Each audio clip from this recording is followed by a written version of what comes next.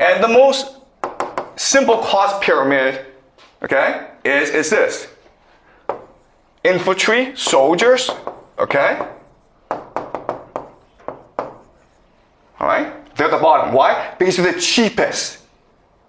What's above them? Armor. Okay? Artillery, tanks.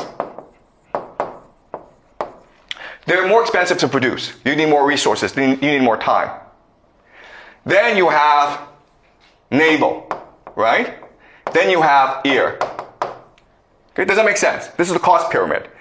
And cost pyramid is this question of like, how much energy, how much time, how much resources do you need to produce a certain product, okay? It costs you very little to produce a soldier, but it costs you a lot to produce an airplane. And this is important because wars are usually wars of attrition, meaning that you have to put all your resources into winning the war, okay?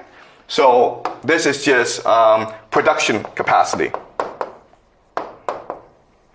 And this is the most standard model that you have of a cost pyramid for a military war. Okay, does it make sense, guys? The problem is that the United States have an inverse pyramid. Okay? Meaning that air is what's dominant, then naval, then armor, then soldiers. You can't fight a war like this.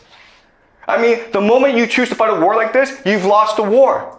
Because you either take out the country in like 2 days, or you're screwed over. Because you cannot replenish your forces. Now, I know this is hard to understand, but 1991, the Persian Gulf War, 2003, the Iraq War, these are not real wars, okay? Because the Americans were so dominant, and Iraq was so weak, that it was basically a video game. All right? It was just these pilots flying around, just bombing everything, okay? It's like guys in tanks just running over the Iraqi army. Those were just video games. But this Iran thing is a real war. And therefore, you cannot fight a war like this.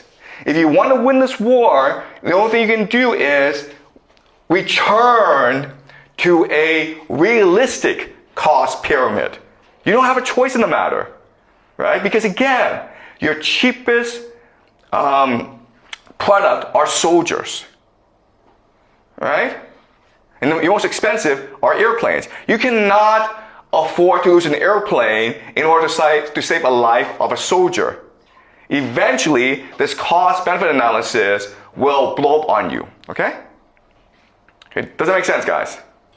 All right, so if the United States wants to win this war, then it has no choice but to use ground troops, to use soldiers as the main force of its military.